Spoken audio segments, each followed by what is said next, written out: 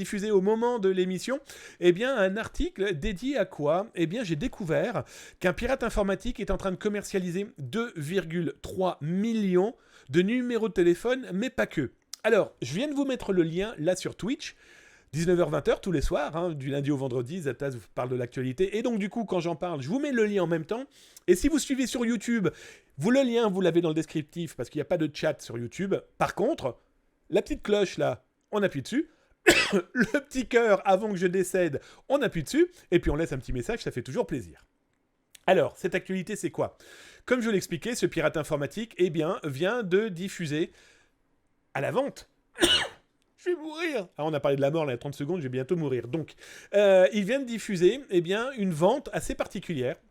Plus de 2 millions de Français avec leur numéro de téléphone. Mais ce qui est complètement fou, il y a l'IP attenant à ce numéro de téléphone. Alors, en grattant un petit peu, en lui posant des questions sous différents pseudos, et puis pas au même moment, hein, voilà, ça se fait pas n'importe comment d'enquêter avec des pirates informatiques, etc., etc.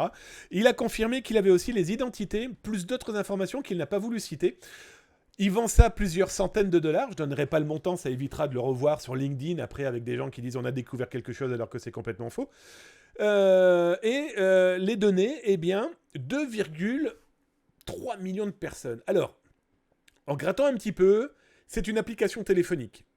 Le gars a trouvé le moyen d'accéder aux logs de cette application.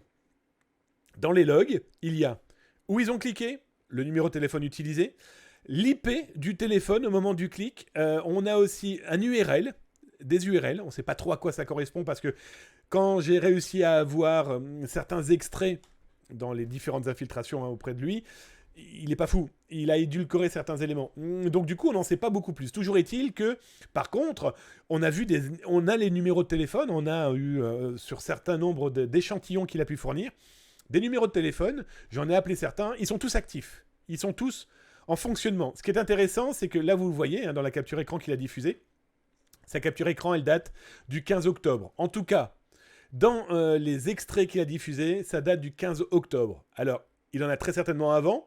Est-ce qu'il en a après ? J'en ai aucune idée, sauf que dans les éléments qu'il fournit, il indique très clairement vendre aussi l'accès à l'administration de la machine, de l'outil qui permet d'accéder à ces logs. Alors, j'en sais pas beaucoup plus.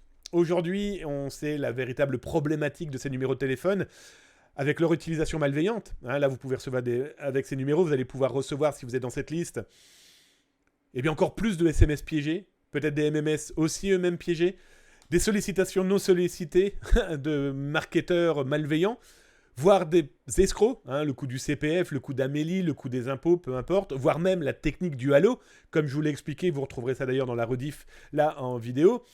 Voilà, le problème, c'est que maintenant, on essaye, nous, de trouver la source véritable de cette fuite. C'est une société de marketing, ça, on en est certain à 99%. Maintenant, espérons que le pirate ne le vende pas, mais vu le contenu, j'ai peur qu'il le vende non pas une fois, mais plusieurs fois.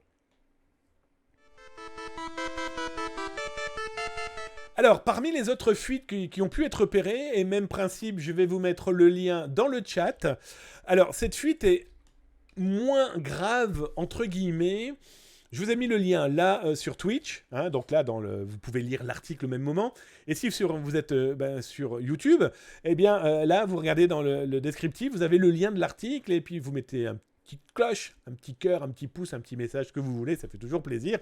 Et abonnez-vous, il y a entre 2 et 3 vidéos cybersécurité par jour sur le YouTube de Zataz. Là, dans ce cas-là, ce qui est intéressant, c'est que c'est un pirate informatique qui a diffusé totalement gratuitement, là, par contre. Hein. Il a balancé ça comme des échantillons, comme le ferait un parfumeur, hein, quand vous allez acheter du parfum pour Noël, hein, pour votre mère, votre père, votre copine, votre copain, peu importe. Il a diffusé quoi ? Des bases de données de l'intégralité des employés de Spotify, Cloudflare et Discord. Il y a les noms, alors comme je vous l'ai fait ici, je vous ai fait les captures écran, hop, qui vous permettent de voir un petit peu à quoi correspondent ces fichiers. Il n'y a pas de téléphone, il n'y a pas de mail, il n'y a pas d'adresse physique. Non, il y a en fait du scrapping de quoi, de qui ? Eh bien très certainement de LinkedIn par exemple. Ce qui est intéressant, c'est qu'on a des noms, des prénoms, des pays, le nom de la société, le nom surtout de la fonction de la personne et où elle travaille. à Berlin, à Londres, à Paris, à New York, à Los Angeles, peu importe. Et donc, du coup, en social engineering et en OSINT, eh bien, ça permet déjà